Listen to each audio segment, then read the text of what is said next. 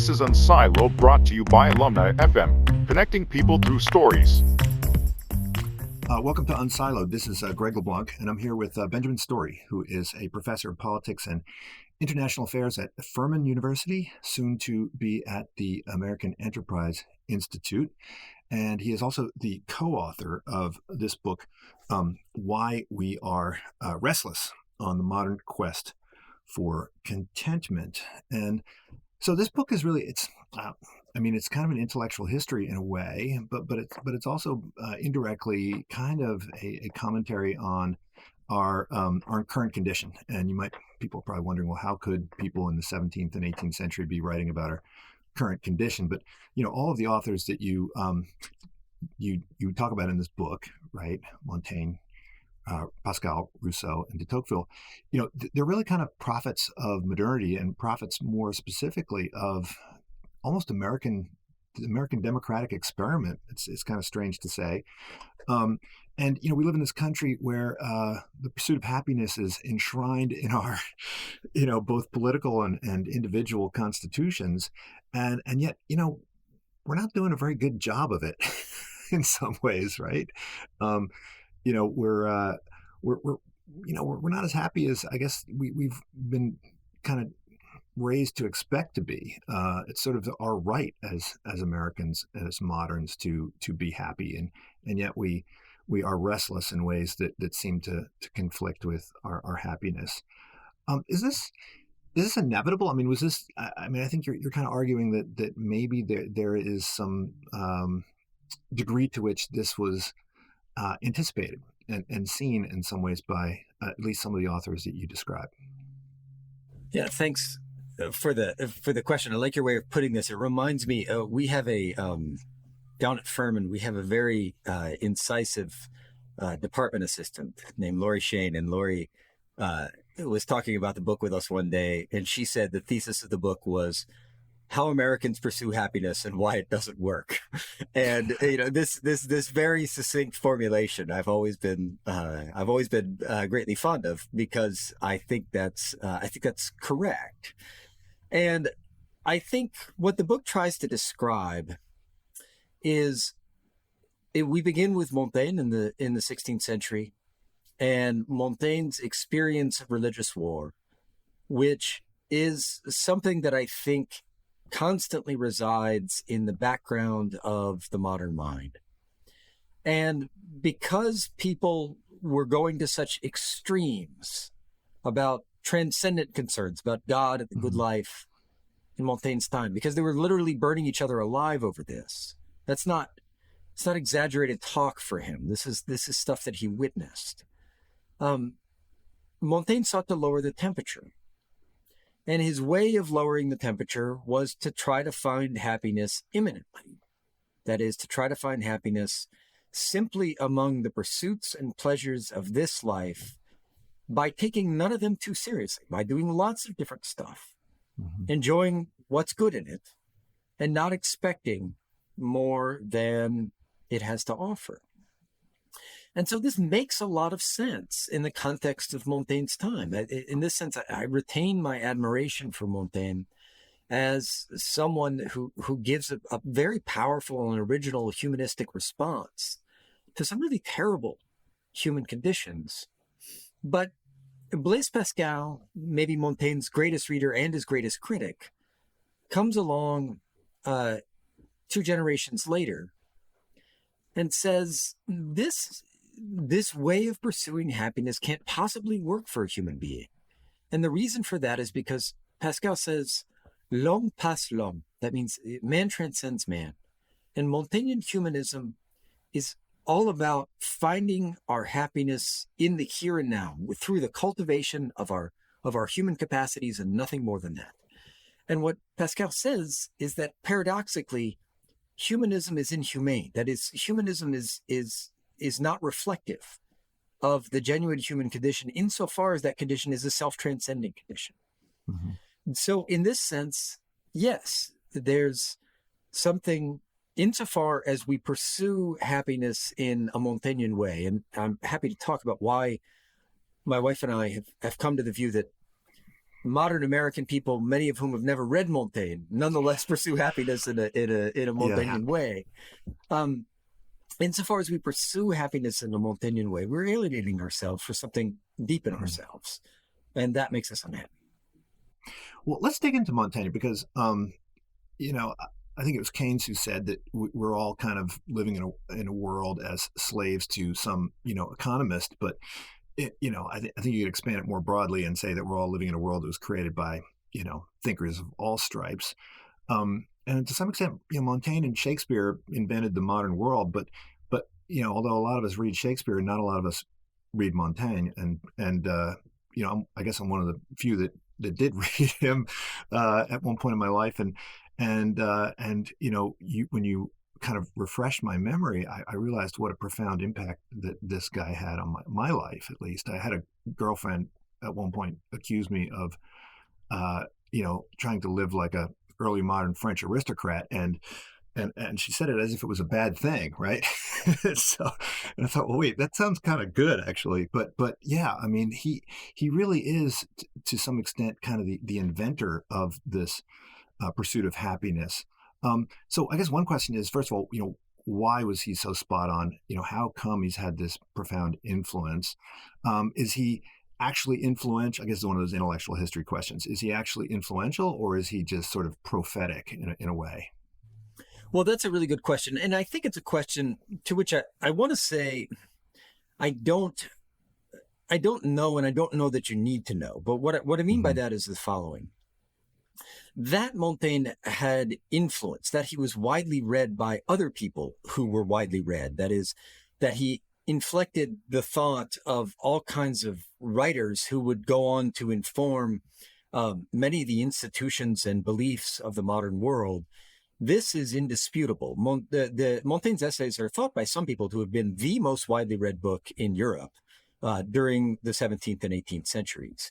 Even if they weren't the most widely read, they were among the most widely read books. And many, many people who your listeners will have heard of were in fact students of Montaigne. And so Shakespeare, for example, it's one of the few books that we can tell for sure that Shakespeare read is Montaigne's essays. He seems to have shared the same copy with Ben Jonson, which is an interesting little. I think there's a signature on a flyleaf that indicates that they had the same copy. He was read by Descartes and Bacon and Locke and David Hume and Jean-Jacques Rousseau and Friedrich Nietzsche and so many of the minds who make the modern world were very steeped in Montaigne. And, I think maybe the best way one can get an impression of that is simply by looking at Ralph Waldo Emerson's essay called Montaigne the Skeptic. It gives you something of a sense of the way in which Montaigne embodies the character of the skeptic, which is in itself, for reasons we can discuss, really important for understanding what the modern world is all about. And that Emerson would choose Montaigne as the guy who typifies this attitude is, I think, really representative of his influence. But what I mean to say by the other side of the question that, so Montaigne is an influential guy in a certain sense. But another way, you're a historian, you know that, locating a person as a cause for a historical phenomenon is a very tricky thing to do. And so I don't want to say that I know that, because I don't. But I think what one can say is that Montaigne articulated something more powerfully, more deeply, in a way that many people recognize before anybody else did, and in a way that lots of other people would come along and they'd look at Montaigne and they'd say things like you did. I mean, I had a Montaignean phase myself, in which I was maybe trying to live like a 16th century French aristocrat, which is pretty preposterous given the material conditions of my life as compared to his. With no chateau in my background. But it is people say about Montaigne, they read him for a little while and they say, how did he know all that about me? Because he just has an extraordinary capacity for putting himself on the page, for making his readers feel like they know him. But not only that, for making his readers feel like they see the workings of their own soul being played out on the pages of Montaigne. And so I think this gives you something of a sense of the attraction of it. So let's dig into this concept of kind of immanent contentment that he talks about, because on the one hand, this vision, of being, present in the moment and being at ease and in balance, right? Moderation through variation. In some ways, you can recognize that in kind of the pursuit of happiness of many Americans, but in many ways, it seems different from the pursuit of happiness that is critiqued by de Tocqueville. So, to what extent is his version of the pursuit of happiness one that we can recognize around us today? I think what we can recognize around us today of the Montaignean way of pursuing happiness is something of the dabbling quality of the way Americans go about their lives. Americans have a very hard time ranking the goods. That is, figuring out what are the most important things that we should be pursuing. And so you see this in college students in terms of the intense attraction to double majors and more than one study abroad program, and the tendency to be president of this club, but also treasurer of that one. But also is sort of the favorite conjunction of American life, right? Because we're doing lots and lots of things. And I think everybody knows, particularly when you get to middle age, how difficult it is to say no, even when your time is pressingly finite. And I think in that sense, we have this difficulty ranking things hierarchically that drives the dabbling character of our pursuit of happiness. I think you're right that we don't have Montaigne nonchalance. And I think that has something to do with our social condition. That is, Montaigne was, Montaigne was, he was an aristocrat. He lived in a chateau. He didn't have to worry very much about his place in life. That's just not true for most Americans. And so we don't know exactly what we're pursuing in the happiness sense, but we know that what we're able to produce on our own is absolutely decisive for our place in the world. And so this gives our quest for happiness a kind of anxiety that, at least in the social sense, is unknown to somebody like Montaigne. Now, there may be another dimension of that anxiety that is more fundamentally human, less related to social conditions that we should talk about. But I think that might give you some sense of the difference between the periods and the experiences. Right. So, when he's trying to maintain some kind of balance, right? I mean, I've always thought that, it'd be great to be well-rounded, right? But, as soon as you think you're well-rounded, you look at it from a different perspective and you see all sorts of, deficiencies and all sorts of kind of sharp points, right? And so, is this idea of balance one that is even, realistically attainable, or is it something that's only attainable when you have kind of almost inherited a series of options, right, that are circumscribed in some way, right? I mean, Montaigne did not live in this world where you had 5,000 majors to choose from. He didn't live in a world where there's 16 different types of cornflakes in the aisle, right? So is it easier to be kind of balanced when you have a relatively finite menu of things to choose from? I think that's a fair question.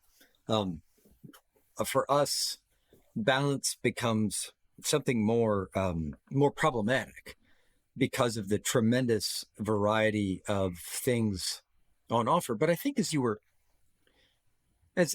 were talking about a moment ago before we started the show, you had the experience of having to narrow in on the focus of your graduate studies.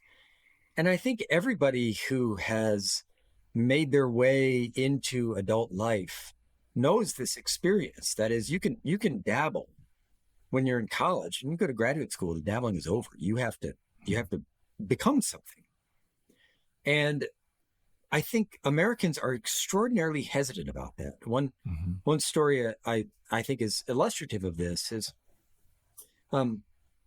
So my wife and I do some summer teaching with students from all over the country. And one of them was this remarkable young man who had been a student first at West Point and then at Harvard. And so, this is a person, he decided, if I recall correctly, that the liberal education at West Point wasn't doing what he wanted to do, because West Point students are very intensely focused on the military part of their training. And so he moved over to Harvard because he wanted to get that experience. So this is a young man with an extraordinarily well-developed sense of potentiality, right? Because if you've been both a West Point cadet and a Harvard student, boy, you could do an awful lot in life, right? Like, the worlds of high finance and great wealth are open to you. The world of military command is probably also a possibility. You could probably be in politics. And this young man said to us, and he was talking about making choices for a summer or for right after college. And he said, what I hate more than anything is what he called spending his chips. That is, he's got all this super well cultivated potentiality, and he doesn't know what to plunk the chips down on, because look at all these beautiful chips. Like, am I actually going to bet them on this and not that? That's very difficult. And so in this sense, I understand why somebody like this, and he's an extreme version of something many young people, I think, experience now. So I understand why they have this experience. However, as a friend of ours pointed out to us once, it's only by plunking down your chips, by settling on a way of life, that you actually start to become anything. That is, when you retain yourself in a position of pure potentiality, you're not really anything. You could be lots of stuff, like a stem cell, but you're not anything in particular. And so to become something, it has to be something specific. And I think that's one of the things that we hope people might take away from reading a book like this.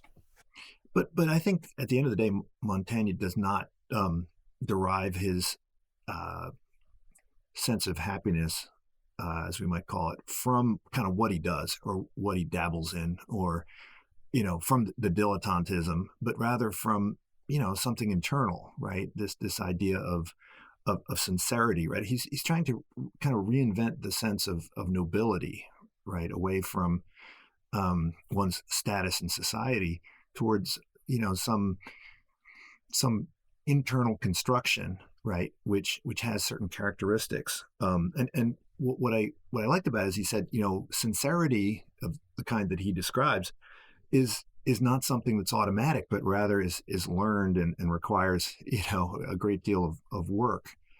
To what extent is he kind of creating a new model for what it means to be noble as a human?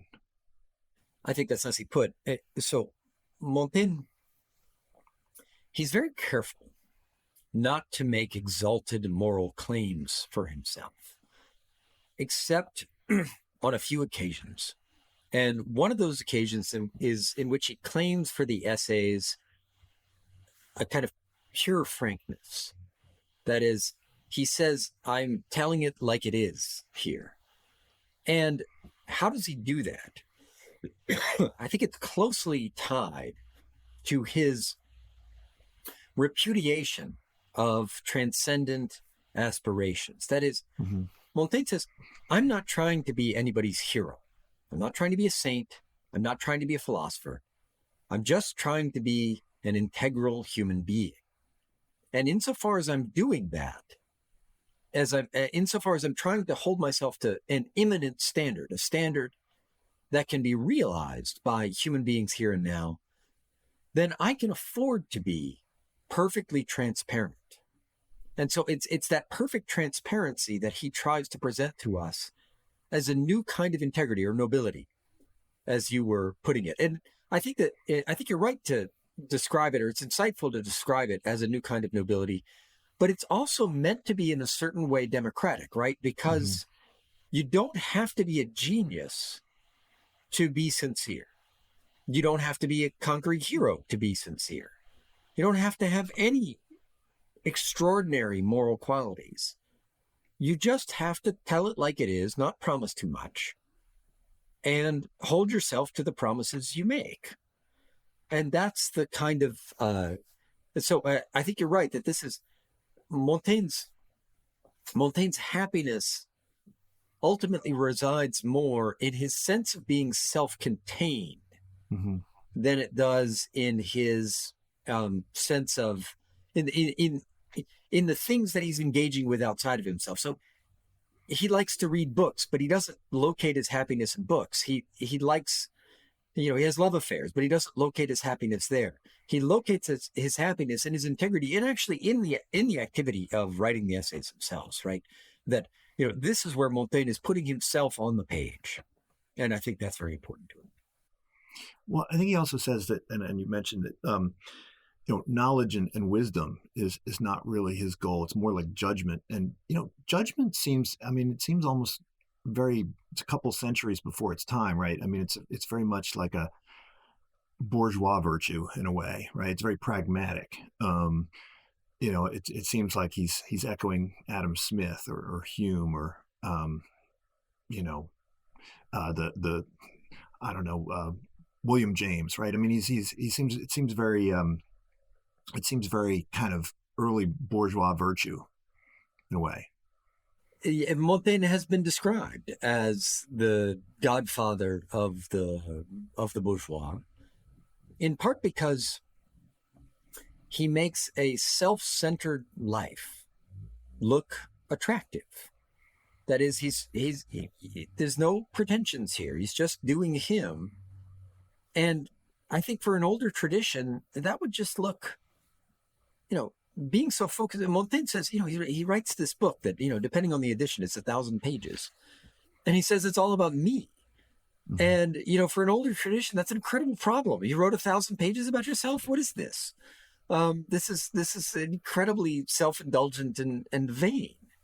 But what Montaigne does is he says, no. The vain and self-indulgent thing is to suppose that human beings can actually describe anything you might call the human, condition or the good life for man, right? Like, that's what's vain. That's presumption. Mm-hmm. And so Montaigne Montaigne shares with Socrates, for example, the idea of the quest for self-knowledge. But the quest for self-knowledge for Socrates really does mean investigating the question, what is man? What are the various virtues that human beings can try to live up to? Whereas for Montaigne, it really is an investigation of one particular human being, Michel de Montaigne. And this is, in a way, a retraction from the exalted virtues of an older tradition. It's bourgeois in that sense. And he brings it forward, what would have been described by an older tradition as an incredibly vain book comes forward under the banner of modesty. That's one of the remarkable things that Montaigne pulls off. And I agree with you that judgment is closely related to this. That is, Montaigne is not trying to work out a system of classifications by means of which he suggests all of us can understand the world. He is instead simply offering us his judgments on all the phenomena that come at him. And it's fascinating to watch him do this and to see how good he is at seeing to the bottom of various human situations that he finds in histories or philosophy books or just out among his neighbors. So he's great at this, but it's all particular judgments and there's no system. And in this sense, I think there's something new and modern and bourgeois, I think that's right, about Montaigne's way of looking at the world. Now, look, when Pascal comes along and critiques Montaigne, I mean, he talks about diversion, divertissement, right? And busyness, and he kind of claims that this is it's kind of keeping your eye off the ball, and it's ultimately unsatisfying. But in a way, isn't that a little bit of unfair of a critique? I mean, when you think of Montaigne, he's not. He's not on Instagram and Facebook. I remember when I read Pascal, it was before Instagram and Facebook, but you could recognize busyness all around you in 1980s America or whatever. But But Montaigne's like, hey, I want the happiness of a cat in the sun, right? That doesn't seem like busyness to me. So what exactly was Pascal critiquing? I mean, is it just that what Montaigne was pursuing was so unrealistic for most people that most people would take away from his vision the need to just continually be active and busy? I mean, is this criticism fair, or is he really more criticizing what he sees down the road as being the inevitable consequence of this vision?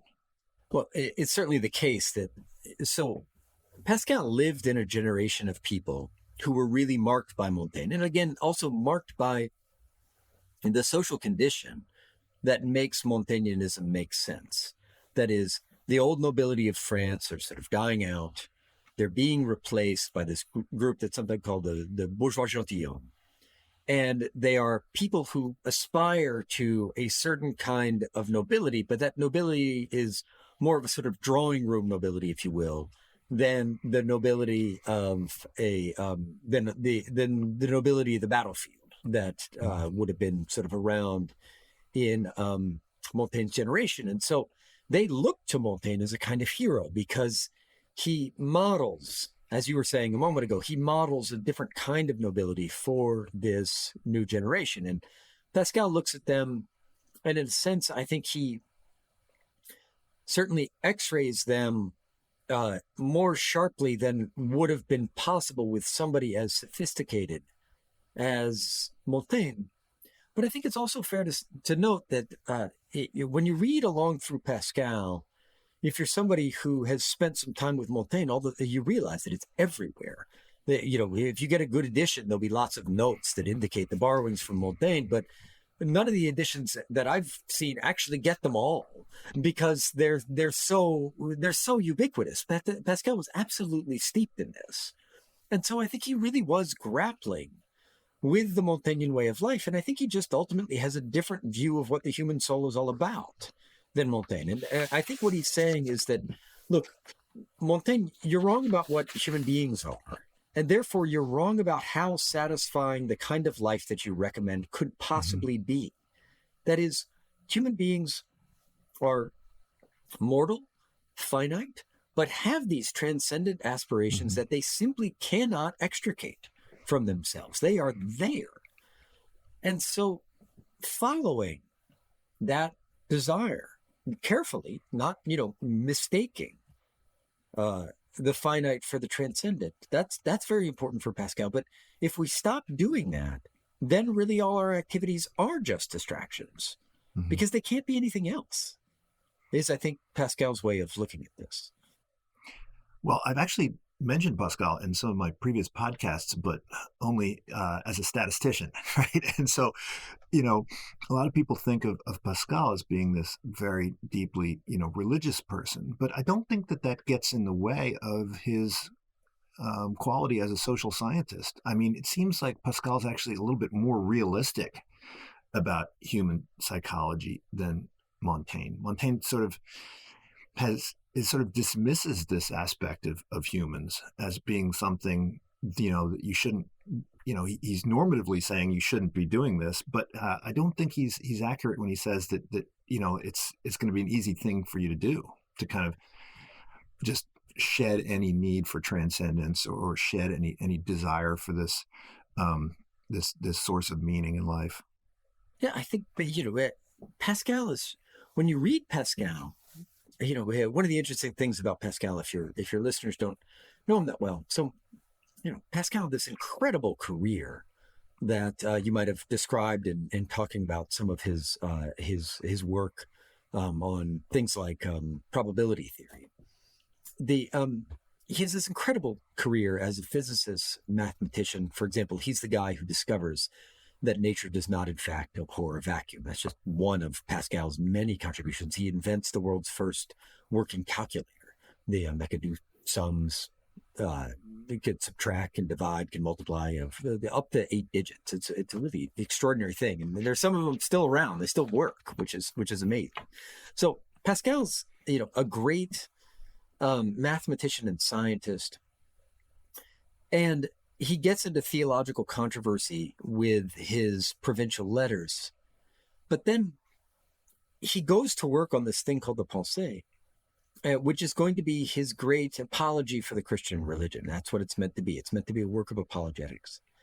But the beginning of that work of apologetics is meant to be a work of anthropology. That is a description of human beings to themselves so as to let us see what we're really like. And I think this retains a tremendous measure of the power with which it was originally written. So when Pascal describes, for example, the human encounter with mortality, he describes us at one point as people running toward a cliff who hold something in front of their faces so they can't see what's about to happen to them, right? That's Pascal's version of distraction, right? It's like, I know I'm headed toward death, but I'll just put something up here so I don't have to see it. When Pascal describes things like this, when he describes the sources of human sadness and misery, what I find in teaching this over the years is that students feel like, oh, finally, somebody told the truth. That is, and I think this is what, I told you before we started that the first time I read Pascal, I couldn't stand it. I hated it. And I think the reason I hated it was because I was interested in happiness. Pascal was telling me, no, sorry, this is not going to work. There's a lot of suffering in human life. And when I was 25, I didn't want to believe that. But you can't avoid it as you get a bit older. And many people know it much younger than I did. And I think that's one of the things that Pascal is so arresting for, is his ability to show people the truth of they see somebody holding up a mirror to their own suffering. And I think that's just way too rare an experience for lots of people reading the history of philosophy, because it all seems to be focused on human flourishing as opposed to human misery, which is a big part of what Pascal is interested in. Well, but he says, I guess, to the extent that you know yourself, right, you are going to be miserable, right? I mean, that self-knowledge is going to lead to anguish. But he doesn't then say, all right, well, stop that pursuit, right? Don't bother to try to know yourself, but rather, once you've achieved that kind of self-knowledge and experienced that anguish, then, make the next move, right? And he's not, in other words, he's not endorsing self-deception, even though he describes it all around him, right? Right. So I think you're right. Montaigne describes a world in which, when we know ourselves, we become happy. There's a congruency between knowing ourselves and sort of being in balance with ourselves, being able to be content in the people that we are. That's why Montaigne in his book kind of form a whole. And Pascal sees this very differently. He says, there are lots of people who aren't really looking for God or the good. And those people are just kind of distracting themselves with stuff. I think all of us know this, right? Where I just can't handle existential questions. I'm too distracted. I'm too busy. I'm too bored. I'm too tired. And so I just dabble. I don't know. I flip through the newspaper. I surf on my phone, whatever. And Pascal says, that's how lots of people go through their whole lives, is just distracting themselves like this. And so what he wants to do is take us from that place where we're just distracting ourselves. And our distractions can be a whole lot more interesting than the cell phone. I mean, distractions can be big things. Pascal describes, hunting and gambling, but also flirting. And pretty soon he talks about being a king as a kind of distraction, right? Like, what's so great about being prime minister? What's so great about being prime minister is people just come at you all day long saying, I need this, I need that. They make you feel very important, and they give you no time whatsoever to think about yourself. And Pascal says that's what we actually want. What we want is the distraction from ever having to contemplate ourselves. And so he says, so this love of distraction can be, it's there in much more exalted human experiences and pursuits than just web surfing or, the things that we all recognize as kind of distractions. But what Pascal is trying to do is move us from this sort of distracted place to a place where we recognize our anguish, where we recognize the fact that, look, I want true knowledge, real happiness. I want real love. And you know what? I look around me in the human world and those things are just not available. And this is terrible. But once we face that, then we begin seriously to seek. Mm-hmm. Pascal thinks the ultimate destination of that seeking is God. But Pascal doesn't think that he can give you God because he's not God. He's Pascal. What he can do is help you get stuff out of the way. Help get the blinders off. So you can understand like what your real situation is and why it makes sense to start looking. Now Rousseau is very sympathetic to what Pascal's trying to do. He recognizes that people need this transcendence, but he kind of, he brings it back to earth, right? And says that, maybe we don't need God. We can achieve this type of happiness, right? Here, in the secular world, right? And I think, you describe quite well how his thought changed over the course of his lifetime. I think most people who know Rousseau, they probably know him only through maybe the Social Contract or the other treatise. They probably don't read his other work, and so they don't read Emile probably, and they probably don't read his his walks and wanderings, right? But tell us a little bit, because I think that we've inherited quite a bit from Rousseau as well in our modern kind of political culture, haven't we? Yes, and so I think what we try to describe in giving an account of Rousseau, Montaigne's a 16th century thinker, Pascal's a 17th century thinker, Rousseau is our representative of the 18th century. And what Rousseau does is he knew Montaigne and Pascal both quite well.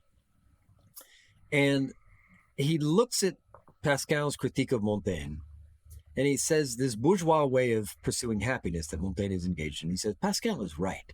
That is never going to hold water. This is not going to be enough for human beings.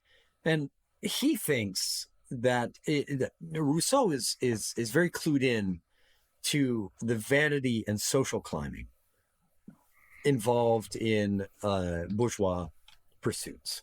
So he agrees with Pascal's diagnosis that Montaignism is not going to work, but he wants to stay on the same plane as Montaigne. That is, Pascal is saying, you need to look for transcendence because you can't stop yourself from looking for transcendence. You're going to look for it even if you don't want to look for it. So look, and Rousseau is saying, look, we don't have to go beyond the natural plane.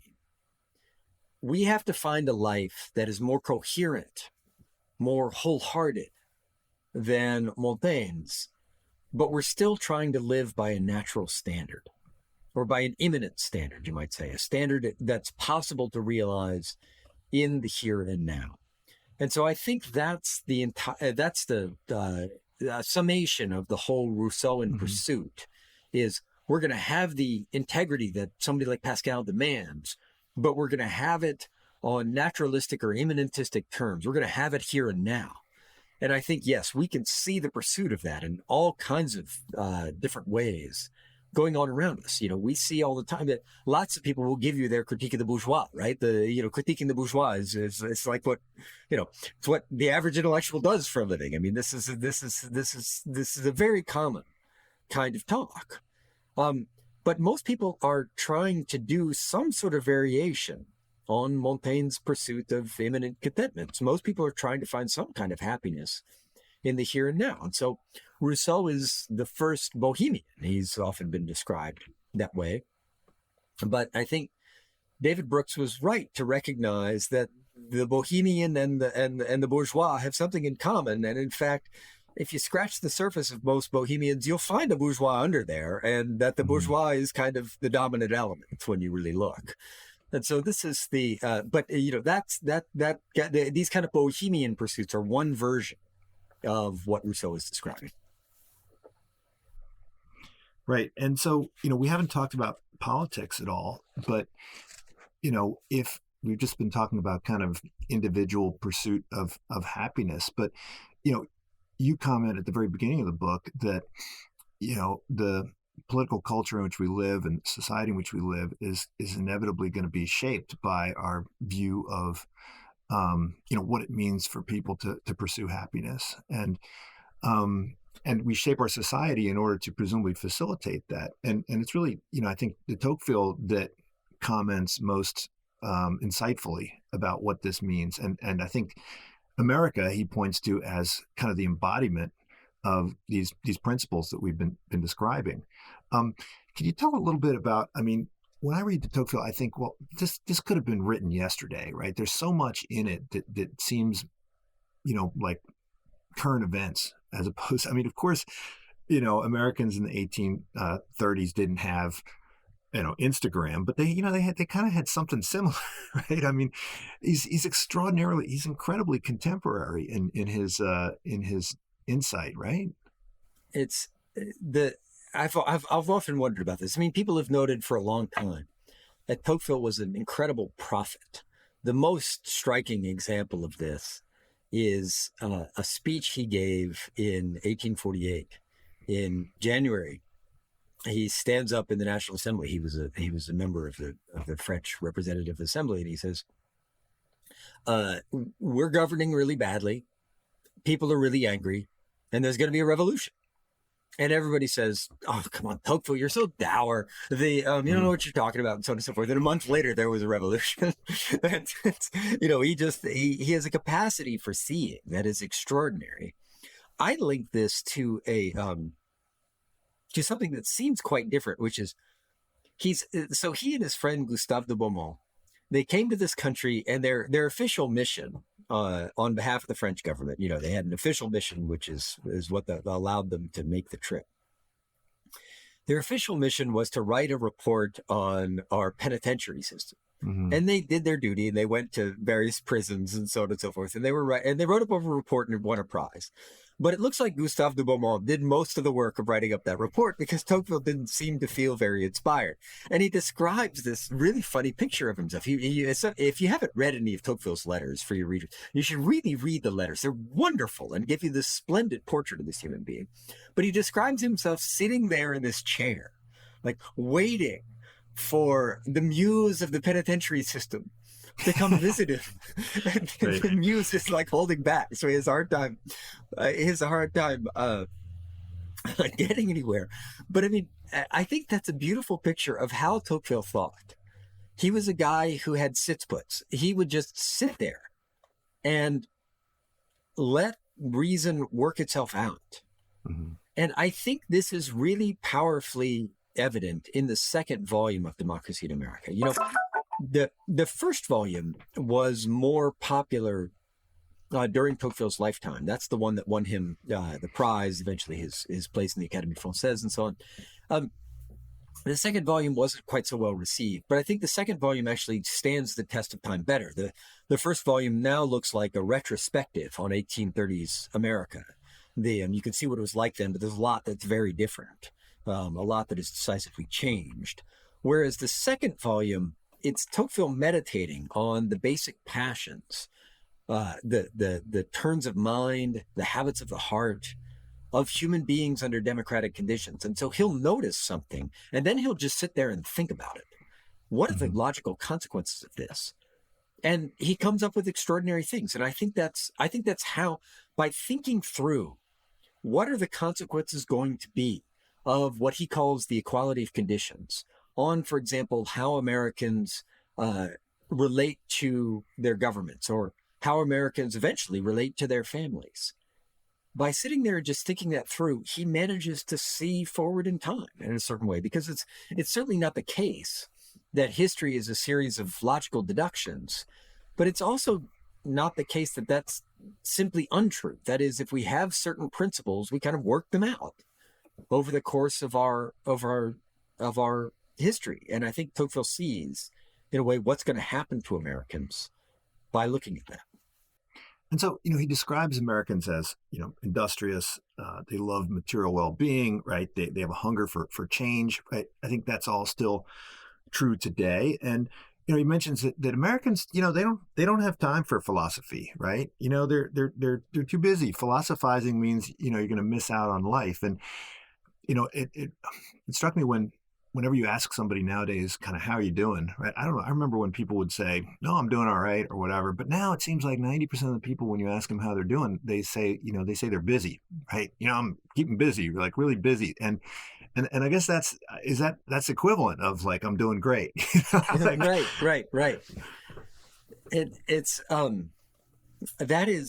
Tocqueville has this great line that there's nothing more hostile, I can't remember if that's the word he uses, but there's nothing more hostile to meditation than the interior of a democratic society.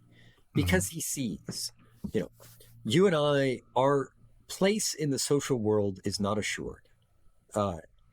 Everybody is constantly climbing in the democratic social world because their place is not assured, which means that it's not just the case that I need to try to get ahead.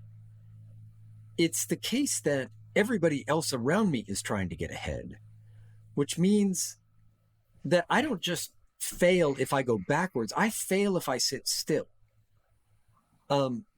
Because everybody else is advancing. Mm-hmm.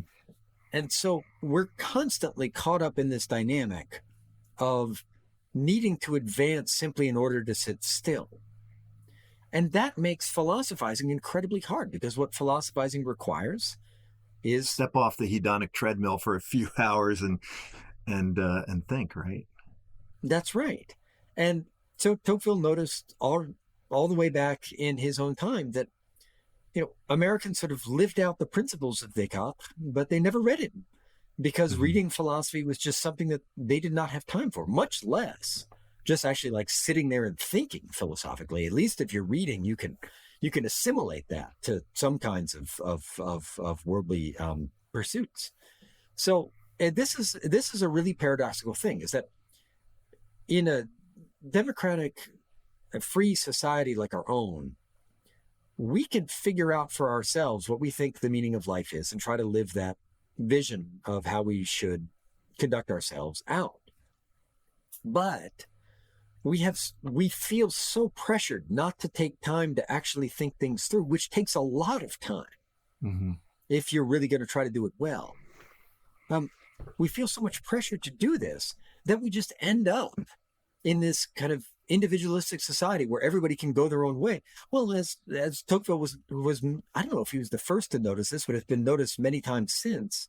Everybody going their own way ends up looking like everybody going the same way, because when you don't have time to think things through for yourself, or you feel like you don't have time to do that, you end up taking your direction from social cues. You end up looking around saying, oh, okay, how's this person doing it? How's that person doing it? And so you end up following the crowd. And that was the paradoxical dynamic that Tocqueville tried to describe in Democracy in America. Here's this world in which everybody is free to think for themselves. And lo and behold, everybody thinks just like everybody else. It's remarkable. Yeah, I have a friend who said that, his goal in life was to basically be in a position where he could do anything he wanted. But when I said, well, when you do have free time, what do you do? And, he's basically doing what, Facebook wants him to do. He's basically just a slave to whatever, stimulus happens to be, coming into his consciousness at that moment. Right. And it seems like that, we've taken this to, geometrically higher levels of, people you can't even stand still for 30 seconds waiting for the bus. You have to pull out your phone and look at things. Right. I mean, this seems to be, I think if the Tocqueville were alive today, he would say, hey, it's the same thing. It's just maybe amped up a little bit. I think that's right. And I think we can all, particularly those of us who've lived on both sides of the digital divide in a way, that is, people of my age or your age, we came to adult consciousness in the world before the internet was omnipresent. And we can remember somewhere what it was like to have that kind of mind. But, lots of people have pointed out that our constant interaction with the internet rewires us in a certain way. You just, you're constantly seeking new stimuli.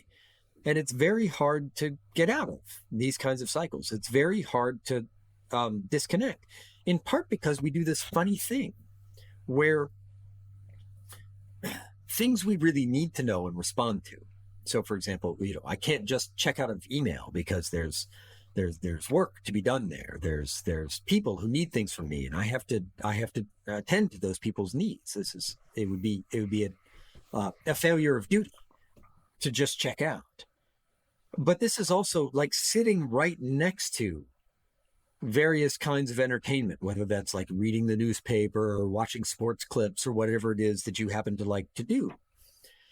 And so the mind becomes just fogged with constant engagement with new stimuli, and it makes it very difficult. A lot of thinking. So I described earlier, Tocqueville sitting in his chair and intentionally sort of shutting things down so he can just think.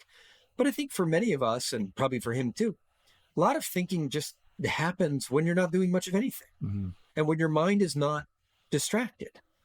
But we hardly allow ourselves any of that kind of time. We're constantly distracted, and that makes it all the more difficult for us to imagine genuinely distinctive or meaningful lives.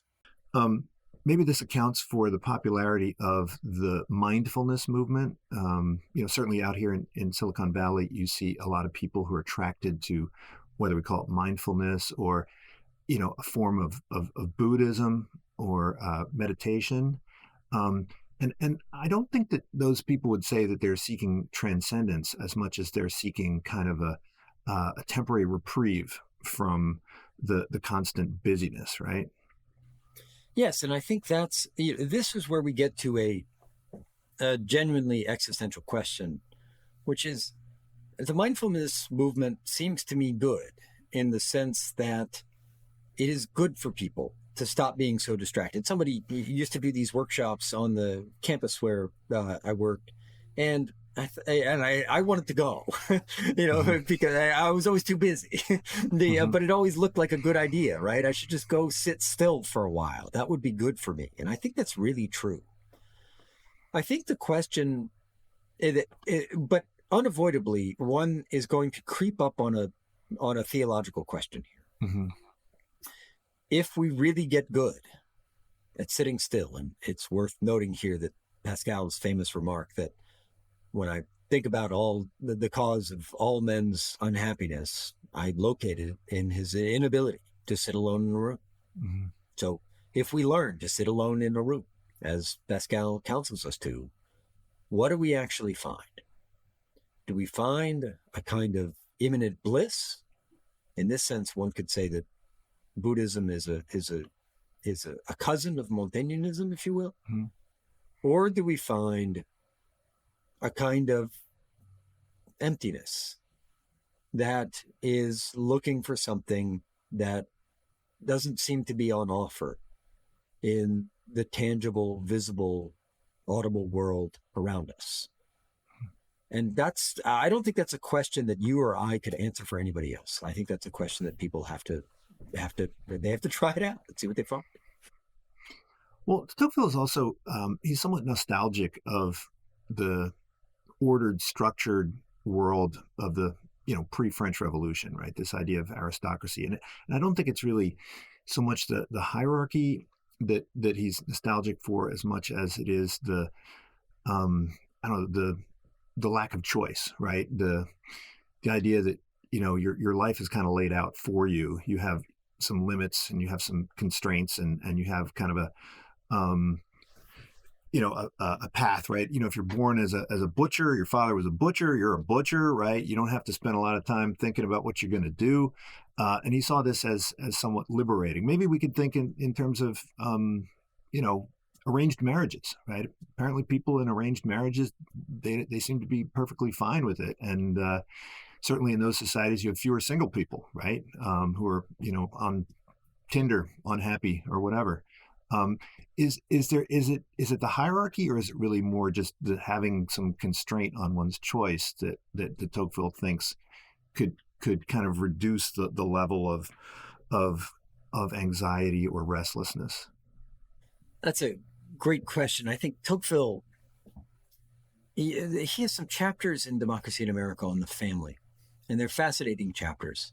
And he describes a very hierarchical, aristocratic family where you would call your father my lord, where he'd be somebody with whom you sought an audience, like you would with a university president or something like this these days. So a very distant kind of person, but whose authority was unquestioned in your mind, or was a major presence in your life, who was the kind of nexus of transmission between you and previous generations. And there's a certain power to this kind of order, as Tocqueville sees it. But he notes around him that, Tocqueville lived in an aristocratic milieu. His family's a very old French family that can trace its origins back to the Battle of Hastings. They had serious troubles during the French Revolution, which touched his family directly, including his own parents. And so Tocqueville knew lots of what he called fiery enemies of democracy. But he says in their own families, those people let their children, even people who are fiery enemies of democracy, let their children call them tu in French instead of vous. That is, let them address them in an informal way. And so he thinks on these grounds, democracy is clearly an advance in the sense that the intimacy of the family that I think many Americans know and almost all Americans maybe prize. Well, I think Tocqueville thinks there's something really good in that. But then he sees that there's another possibility pregnant in this movement toward democracy. And I think this is what you were describing, which is in the aristocratic world, everybody knows their place, right? It's, I'm the eldest son, and this means a certain thing for me. I'm a younger son, this means something else. As you were saying, my father was a butcher, and so I'm going to be a butcher. And that's all there is to it. Thankfully, we don't live like that. We can change our professions. You're not necessarily subjected to your older siblings. You're not, we don't have some of those institutions which are in a way pregnant with injustice. But we've got our own set of problems, and that set of problems is not having the slightest idea how to orient ourselves toward anyone.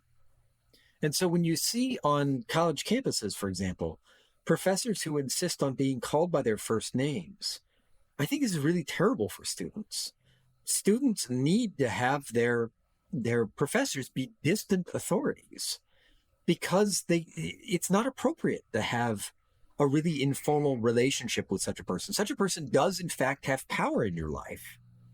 And recognizing that by terms that have a certain distance, that actually holds the professor up to a certain standard, right? It's like, look, if you're to call me Dr. such and such or Professor such and such, that means I have to conduct myself in a certain way toward you. I have to bear my responsibility well. And to pretend, no, I'm just Ben. I'm not, Dr. this or Professor that. That allows me a kind of license, which I don't think it's appropriate for us to have. And so that's what Tocqueville warns us about. Mm-hmm. In a flat world in which you know nothing about how you should relate to another human being, except that this is just another human individual, everything is going to be very complicated and fraught because that whole status game that we were talking about earlier, it's engaged constantly, right? You don't know whether somebody is a potential friend or a potential lover. You don't know whether this older person is an equal to you or somebody actually you're above.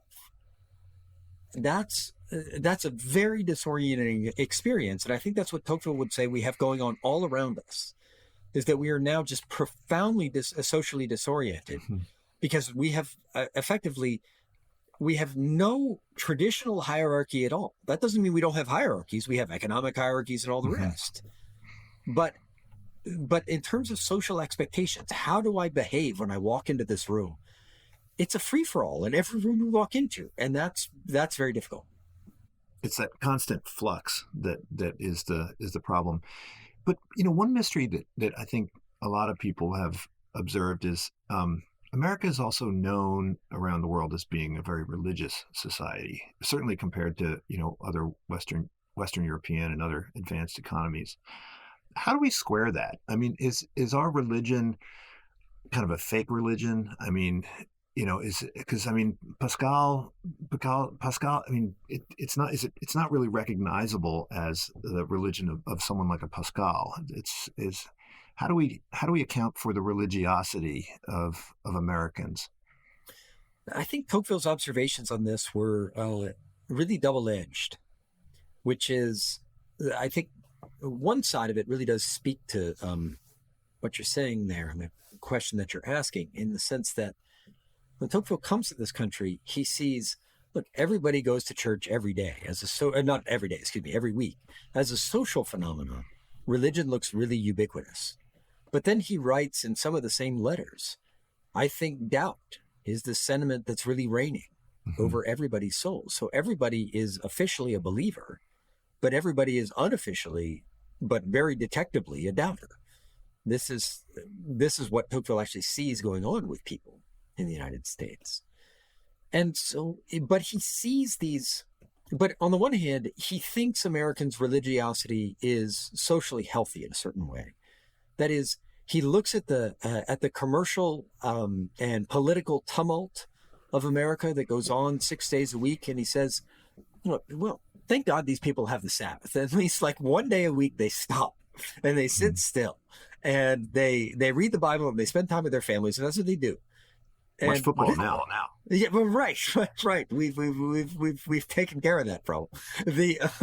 But it is that was something for Tocqueville that was very healthy, and he also saw the ways in which transcendent longing just kept exploding among this people. So, Tocqueville lived in an age at the beginning of an American age of religious revivals.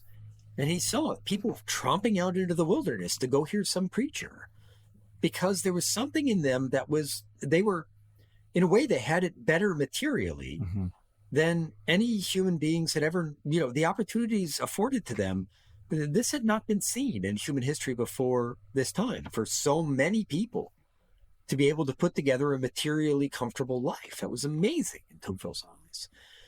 But they just got exhausted by these material pursuits, and they knew that there was something in themselves that was never going to be satisfied with a bit more money, a bigger house, all the things that we can grasp after. And in this, Tocqueville saw a reflection of something genuine in the human soul. So Tocqueville read Pascal every day. Gustave de Beaumont said that two minds were born for each other. Tocqueville he's a deeply Pascalian soul. And so when Americans were religiously discontent in this way, he thought that was good.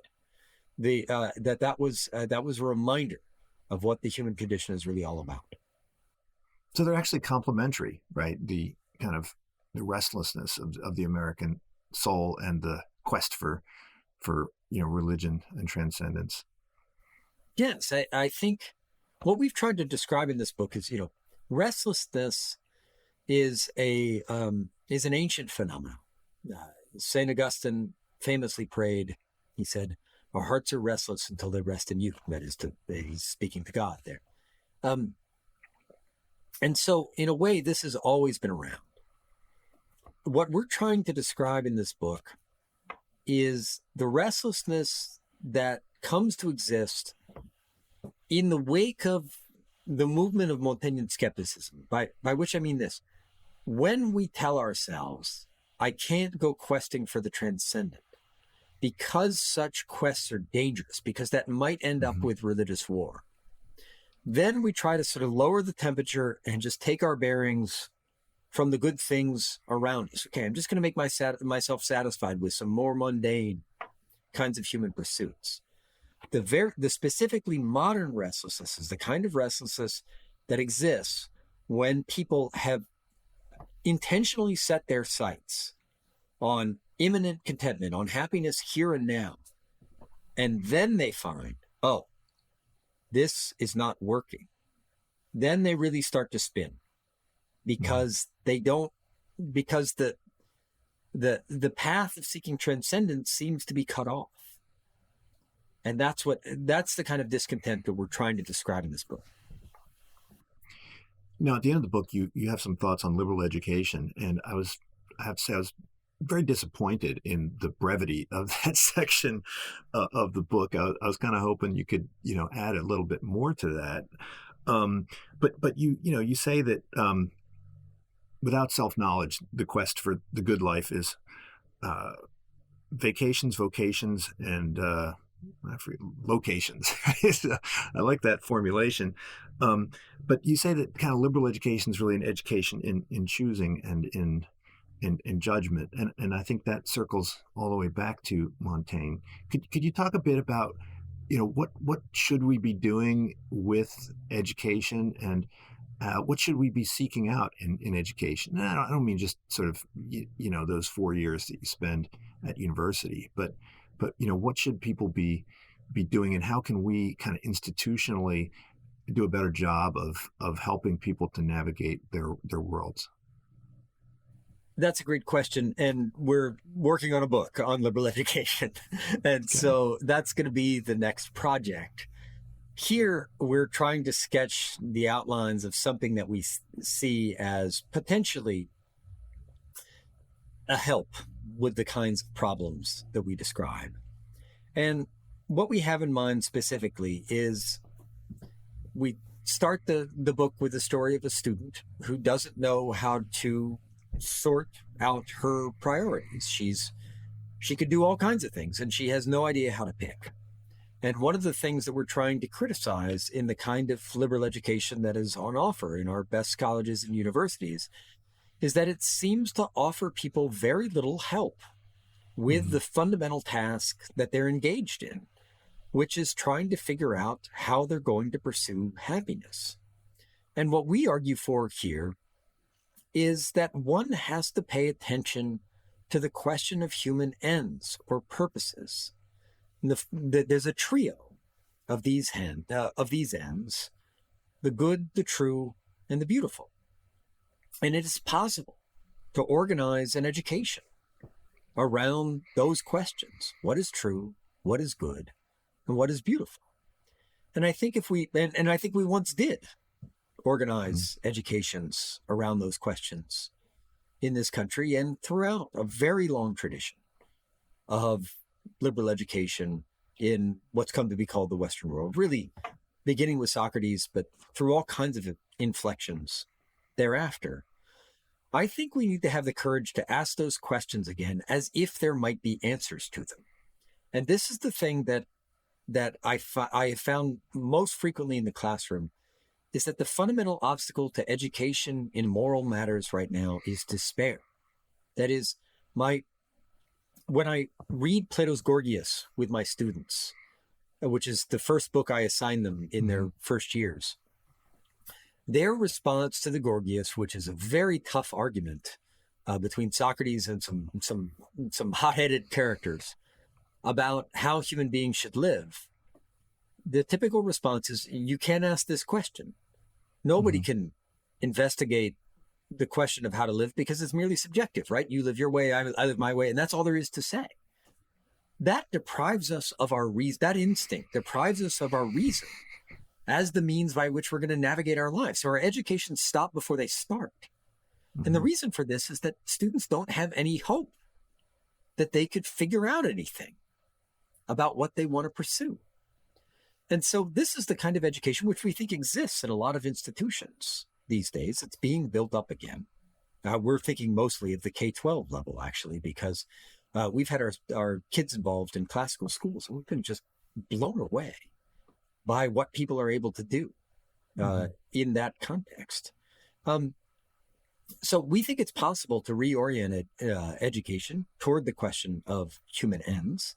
The question of human ends is not the whole of an education. There's lots of other stuff that needs to be learned. But our education should be preparing people to make the choices that they're necessarily going to make about how they live their lives with the help of their minds. They shouldn't just be waiting for emotional impulses to come to them in the middle of the night and tell them, I ought to be a TV broadcaster or whatever. They should have the capacity to use, they should have the trained capacity to use their reason to sort through what is really good, what is really true, and what is really beautiful. And we think that'd be a path toward educational renewal. Right. So people, when they think of self-knowledge, they think, okay, what are my beliefs? What are my wants? And what are my likes? But they're not thinking, what is true, good, and beautiful, and how can I make my beliefs and my wants and my likes align in some way with the good, the true, and the beautiful, which is not entirely originated from within. That's great. That's very nicely put. I think, what we see there is a kind of decayed Montaigneism. And, I don't want to reduce Montaigne to this maneuver, but Montaigne he turns our focus to the self. So Montaigne shares in common with Socrates the quest for self-knowledge, but Socrates is, as we talked about earlier, he's asking the big questions. Montaigne is just asking about me. And as you just described it, that's what we so often see, is that I can remember this happening to me as a young person, where I was trying to look to the adults around me to say, like, what should I do with my life? What would constitute a meaningful life? How does one try to make their way in the world? What makes sense? What's important? And people wouldn't tell me anything.